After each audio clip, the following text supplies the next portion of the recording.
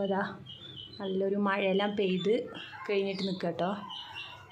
നമുക്കൊരു ചായ കുടിക്കുമ്പോൾ അതിന് ഏറ്റവും എളുപ്പത്തിൽ ഉണ്ടാക്കാൻ പറ്റിയൊരു ഐറ്റമാണ് തട്ടമുറുക്ക് മസാല.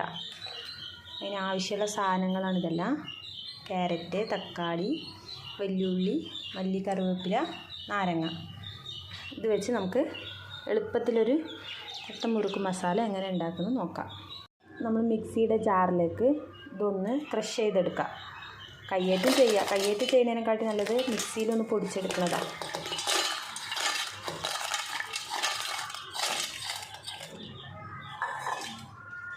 അപ്പോൾ പൊടിച്ച് നോക്കാം. അപ്പോൾ നമ്മളത് പൊടിച്ചിട്ടുണ്ട് കണ്ടോ. നല്ല നൈസ് പൊടിയല്ല, നല്ല വലിയ പീസ് വല്ലാണ്ട് പൊടിച്ചെടുക്കണം കേട്ടോ. ഇനി നമുക്കൊരു പാത്രത്തിലേക്ക് മാറ്റാം.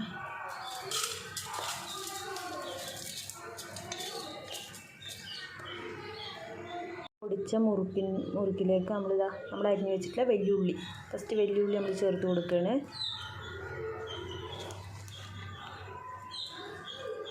വെല്ലുള്ളി ചേർത്ത ശേഷം ക്യാരറ്റ്, നമ്മൾ പൊടിയായി അരിഞ്ഞ് വെച്ച ക്യാരറ്റ്,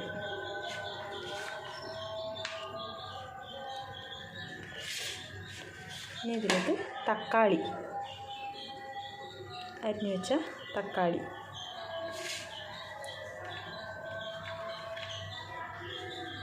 മല്ലി, കറിവേപ്പില അരിഞ്ഞ് വെച്ചത്.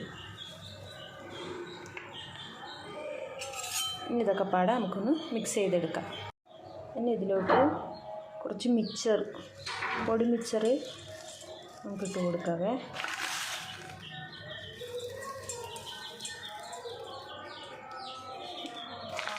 എന്നിട്ട് ഒരു പൊടി നാരങ്ങ നീരാണ്. ഒരു പൊടി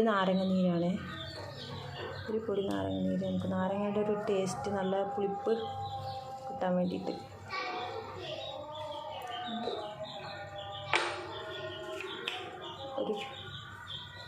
കുറച്ച് ഉപ്പ്,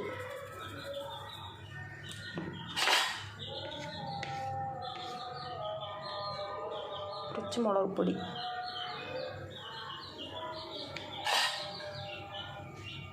ഇതിലോട്ട് ഒരു ടേബിൾ സ്പൂണ് വെളിച്ചെണ്ണ.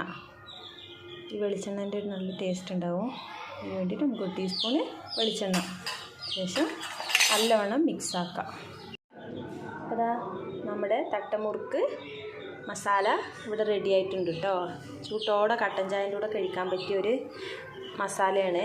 എല്ലാവരും ഒന്ന് ഉണ്ടാക്കി നോക്കണം.